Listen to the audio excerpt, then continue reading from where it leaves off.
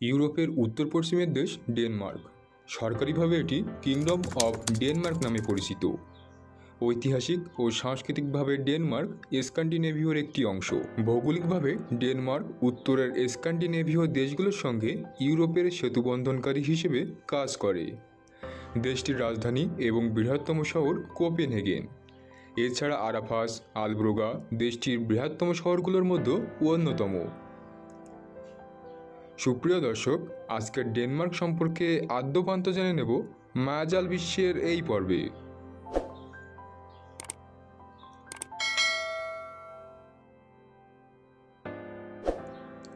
ডেনমার্কের আয়তন 42,924 বর্গ কিলোমিটার। দেশটির জনসংখ্যা 57,54,000-এর বেশি। ডেনমার্কের রাষ্ট্রভাষা ডেনীয়। এখানকার প্রায় 50 লাখ মানুষ এই ভাষায় কথা বলেন।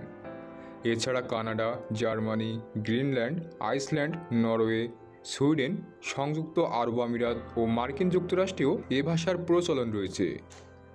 বিশ্বজুড়ে ডেনীয় ভাষাভাষীর সংখ্যা প্রায় 60 লাখ।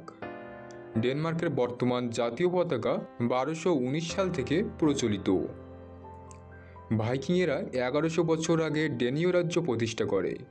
এটি ইউরোপের সবচেয়ে দীর্ঘস্থায়ী রাজত্বগুলোর একটি। বর্তমানে ডেনমার্ক জুটল্যান্ড উপদ্বীপের অধিকাংশ এলাকার উপর অবস্থিত একটি ক্ষুদ্র দেশ। দেশটি ডেনীয় দ্বীপপুঞ্জের বহুশত দ্বীপ নিয়ন্ত্রণ করে। জুটল্যান্ডের দক্ষিণ সীমান্ত জার্মানিকে স্পর্শ করেছে। এই সীমান্তের দৈর্ঘ্য মাত্র 68 কিলোমিটার। পূর্বে জুটল্যান্ড ও সুইডেনের মাঝে ডেনমার্কের প্রধান দ্বীপগুলো অবস্থিত। এদের মধ্যে জেল্যান্ড দ্বীপটি সবচেয়ে বড় ও গুরুত্বপূর্ণ।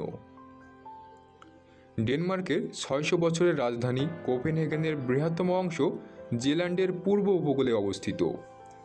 এছাড়া বিগত শতাব্দীগুলোতে ডেনমার্কের রাজারা সমগ্র নরওয়ে ও সুইডেন শাসন করেছেন। তারা দ্বীপরাষ্ট্র আইসল্যান্ডেও শাসন করেছেন। স্কটল্যান্ডের উত্তর পশ্চিমে 18টি দ্বীপ নিয়ে গঠিত ফারো দ্বীপপুঞ্জ এবং তারও অনেক উত্তর পশ্চিমে অবস্থিত গ্রিনল্যান্ড ডেনমার্কের অধীনে। রাজনৈতিকভাবে ফারো দ্বীপপুঞ্জ ও গ্রিনল্যান্ড ডেনমার্কের অংশ হলেও প্রতিরক্ষা ও বৈদেশিক সম্পর্কের ব্যাপারগুলো বাদে এরা স্বশাসিত। অনেক উত্তরে অবস্থিত হলেও উষ্ণ উত্তর আটলান্টিক সমুদ্র স্রোতের কারণে ডেনমার্কের জলবায়ু তুলনামূলকভাবে বেশ মৃদু। ডেনমার্ক একটি নিচু দেশ। এখানে রয়েছে ঢেউ খেলানো পাহাড়ের সারি, সাজানো গোছানো খামার এবং বিস্তৃত গ্রামীণ সবুজ চারণভূমি।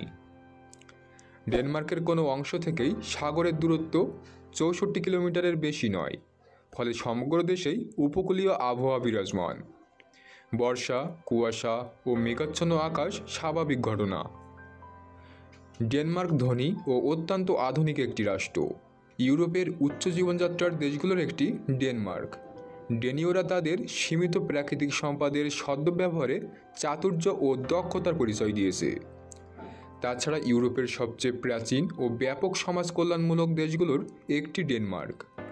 ফ্যাশন, শিল্প কারখানার ডিজাইন, চলচ্চিত্র ও সাহিত্যে ডেনীয়রা গুরুত্বপূর্ণ ভূমিকা রেখেছে।